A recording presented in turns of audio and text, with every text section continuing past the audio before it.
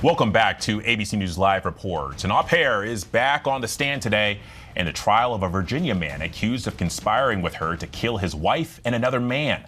Prosecutors say the two used a fake online profile to lure a stranger to the family home before killing him and trying to frame him for the wife's murder. The defendant, Brendan Banfield, admitted to having an affair with au pair at the time, and he has pleaded not guilty to charges of aggravated murder and faces life in prison if convicted. The au pair has already pleaded guilty to a lesser charge of manslaughter after cooperating with investigators. So for more on this, I want to bring in ABC News' Mola Lenghi, along with ABC News legal analyst Brian Buckmire. And Mola, I want to start with you here. This au pair taking the stand today against her former employer and lover. What did she say?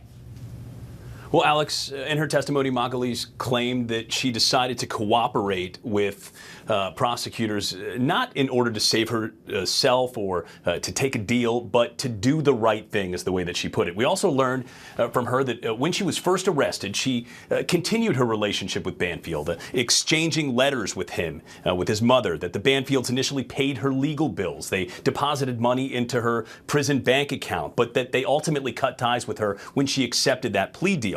And we also began to understand, at least according to her testimony, where her head was in the early stages of the investigation, her frustrations with her situation behind bars, and when exactly she began to, if you will, turn on Banfield. Magalese also testified that she didn't recall who, whether it was her or Banfield, who wrote the online posts that allegedly catfished and lured victim Joseph Ryan to Banfield's house that ultimately resulted in Ryan's death as well as Banfield's wife's death.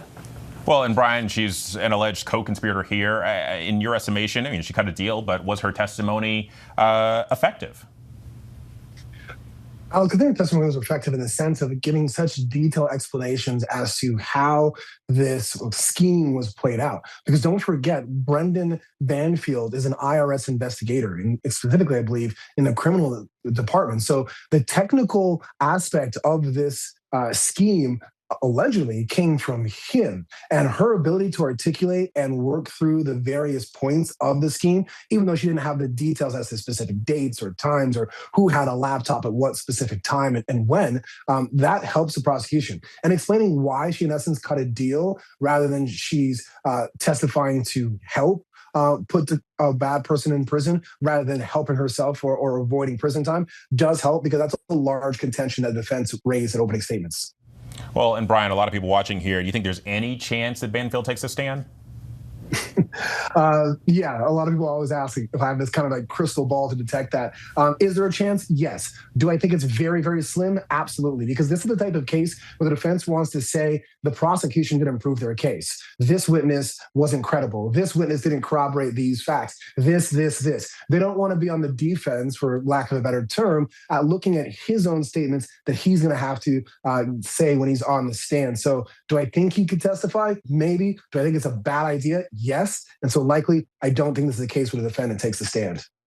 Look, man, you always get these questions because you always have the answers. You have a crystal ball, you might as well use it. Brian and Mola, thank you both.